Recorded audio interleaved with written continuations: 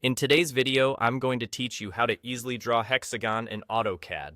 We'll start by setting up polar tracking, which makes drawing precise angles effortless. Look down at the status bar at the bottom of your screen and find the polar tracking icon. It looks like a small angle or circle indicator. Click it to turn it on. Then, click the small curator arrow next to that icon to open the angle settings and choose the 30, 60, 90 guide.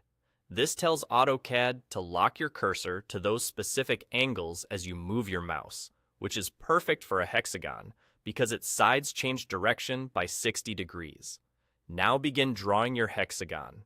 Activate your line drawing tool, click once to place the first corner, and move your mouse to set the direction of the first side. As you move, you'll see polar tracking show alignment guides at 0, 30, 60, and 90 degrees. When your cursor lines up with one of those guides, type the length you want for a side and press Enter. This gives you a precise, constant length. To make it a true hexagon, keep all side lengths the same. After placing the first segment, continue moving your mouse to the next direction, guided by polar tracking. Each time the angle snaps to the guide, enter the exact same length and press Enter. If the line tries to drift off the guide, nudge your cursor slightly until the polar tooltip appears, confirming you're locked to the right angle. Repeat this process around the shape. Align with the guide, type the same length, and press Enter.